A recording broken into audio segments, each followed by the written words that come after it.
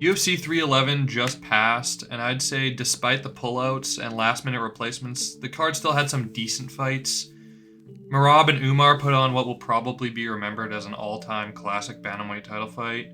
Yuri returned to the win column with an epic knockout over Jamal Hill, and we saw 4 undefeated fighters lose their O's. Now on paper, this card's name value was pretty high, and overall, I think the card would just end up being a little bit disappointing.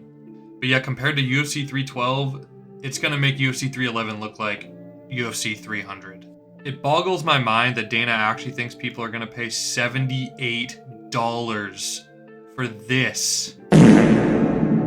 You have Jimmy Crute on the main card against a dude that lost to Vitor Petrino. I mean, fights on this almost $80 main card wouldn't even make the cut on some of the fight night cards that we have coming up soon. Like, if you just look at this slate of fight nights we have coming up, they're better in almost every single way, head to toe. Dana started getting that Saudi Arabia money, and he's letting us watch Izzy on a fight night for free. Yet he wants people to pay for a card that the only ranked fights are the 2 title fights in the main and co-main event. You know, it's not like I'm not excited for those fights. I am. But if you take the main event of Sean and Drekas off this card, it would probably be in contention for the worst pay-per-view in modern UFC history. If you took the main and the co-main off, this would arguably be one of the worst Fight Night Apex level cards in modern history, let alone being the worst pay-per-view of all time. In the featured fight of this card, you have Justin Tafa with a record of 7-4 versus a debut fighter. In the featured fight, it's a guy who's never even fought in the UFC before. Now, don't get me wrong, I think Teixeira is good. He looked really good on Contender Series, but for this to be the featured fight of an $80 pay-per-view is just completely laughable. Like, the last time that UFC went to Australia was when it was Dricus Izzy, and just look at this main card. In comparison to what we have now, like, what are we even doing here? Every single one of the main card fights the last time they were in Australia could have been the main event of a fight night. And they were actually all pretty decently hyped matchups, despite how some of the fights turned out. But kicking off this pay-per-view on 312, we have Jake Matthews versus Francisco Prado. Now, Jake Matthews isn't somebody that I don't mind seeing him on an Australian pay-per-view, but as the opening fight of the main card, it's just a little ridiculous. He's not ranked, and he's been win one, lose one for a few years now. And Francisco Prado is 1-2 in the UFC, so he's fighting a dude with a negative record. This is just overall super low-level matchmaking. It's like they planned to go to Australia without actually seeing if any of the Aussie fighters were available. I think even having some of the higher-level New Zealand fighters on this card would have made it better. You know, UFC just announced Jack Della Maddalena versus Leon Edwards in London as the main event, and if I'm being honest, that fight should have just been put on this card. They should have booked it in a way where it could have been available for this card. The co-main of the London fight night is Jan Blachowicz versus Carlos Ulberg. That could have just been the main event. That is also a better matchup than any of the other non-title fights on this card. Now, I do understand that training camps, sometimes don't align. Some guys don't want to train right after the holidays. But that's at the fault of the UFC. They're the ones that booked UFC Australia for a pay-per-view with no name value, with nothing really on the slate for February, Paddy Pimblett, he's in shape. He just choked out some dude on Instagram Live the other day. He actually looked pretty decent. Usually he gains a lot of weight after his fights, but he hasn't been in the ring in a long time. It seems that the UFC has just been really negligent in their matchmaking here. Like, on this random Apex fight night, we have 3 ranked flyweight fights between top 10 ranked. And, you have a guy like Steve Erceg, he's booked to fight. I'm not even going to try to pronounce that guy's name, and apparently now they're actually moving that fight to the next pay-per-view. But if you were going to already have Steve Erceg ready and planning to have a top title eliminator fight, why wasn't it on this card? It just doesn't make sense to have it be right after an Australian pay-per-view card. I think the clear problem here is it's really just the matchmaking. I don't think Sean and Hunter really know what the fans are actually hyped for anymore. And more often than not, they've just been slapping cards together with the most random matchups. Like, most of these Australian fighter matchups we see on this card are so stupidly lopsided one way or another that it just doesn't even make sense from a matchmaking perspective, other than gassing up the local fighter by throwing him a can and a way lower classed opponent. And that's something they've been doing a lot lately. They care more about whether the card is going to entertain the local fans and where it is, rather than making matchups that actually make sense for the rankings and building a star naturally. And it just seems unfair, because if this card underperforms, which it most likely will, they'll end up putting it on the shoulders of the main event and the co-main event and giving them the blame for a weak pay-per-view numbers, which isn't really fair to, Strickland and Dreykus or Whaley and Suarez. But it seems like recently they've always been throwing Strickland on just these terribly underwhelming cards and then kind of painting this narrative that he's not a big star. I don't know, I guess that's what they keep doing, or maybe they just think he's a bigger star than he really is. The last 3 pay-per-views the dude's been on have been terrible from head to toe, besides the co-main and main event. Now, I guess I'll just run through the card and actually give my predictions, since most likely we're not going to see any new fights added to this. This card already has quite a few fights on it. Just taking it from the top of the main card, I won't go through the prelims because, let's be honest, no one really cares. Most likely the Australian guys are going to win, and even then, half the prospects they have on the prelims are just not even that good anyways, bar maybe Jack Jenkins. But I'll take it up from the top of the main card. Despite his win-loss back and forth record and coming off a win, I'm still going to pick Jake Matthews to take the W here. I think he's faced a much tougher competition. And, he had come out with the wins against better all-around competition than his opponent. Losses to guys like Michael Morales, those don't age as poorly. And I think this is the exact type of matchup they made to make their Australian fighter look good. So I'm going to say that he probably gets this one done by decision. Francisco could still clip him. He is a bit chinny, but I see this swaying more in favor of Matthews here. And for the second fight on the main card, we got Jimmy Crute versus Rodolfo Bellato. And I'm going to go Bellato here. I know I clowned him for losing to Petrino earlier, and that is not a well-aged loss. In fact, it's a pretty bad loss.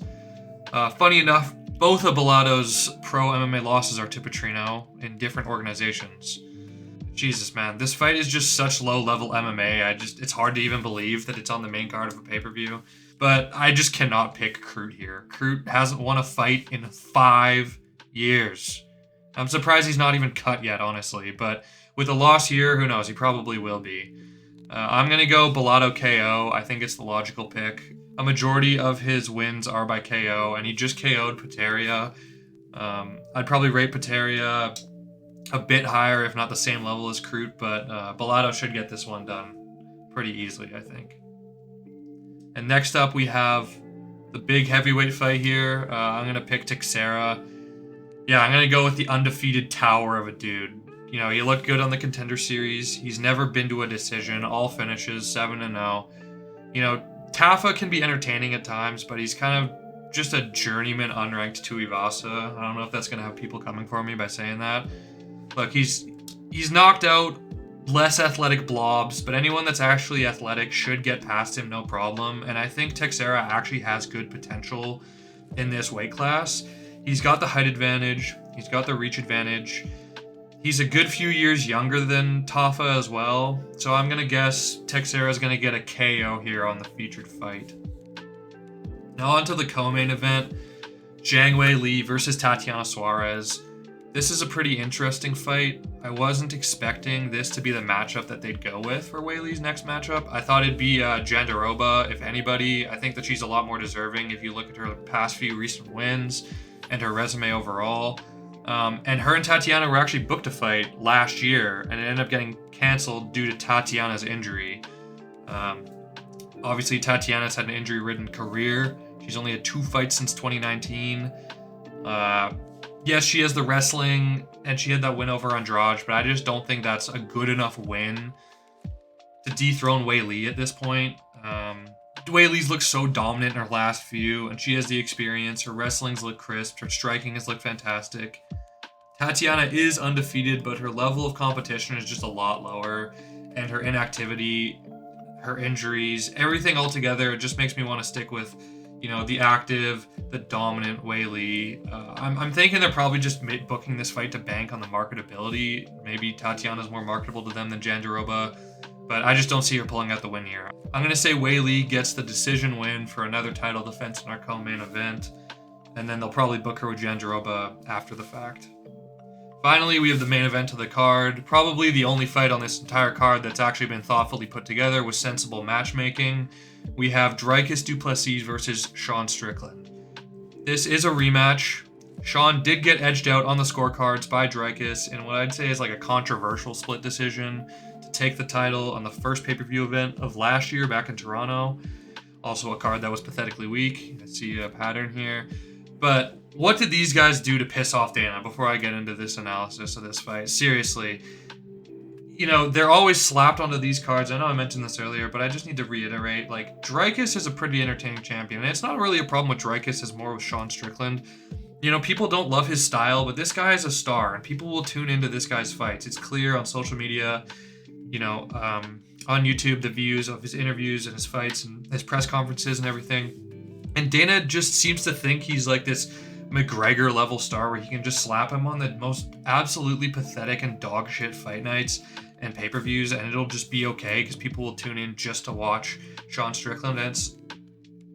I'm getting sidetracked. We'll talk about the prediction. I'm going to predict that Sean Strickland will beat Dricus.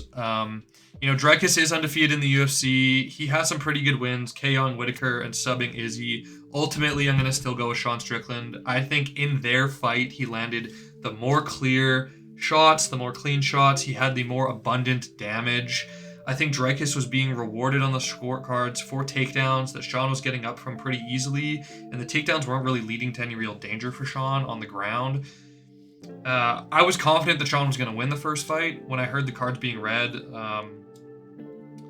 You know, you never know what's going to happen when you go to the judges, but I see my guts telling me that Sean Strickland will probably pull out a decision here. You know, maybe they don't want Sean to win. Maybe he'll go to Dricus if they're edging it out for a split decision. But I think that if we see a similar type fight, Sean's going to pull out the win here by decision and be the new champion.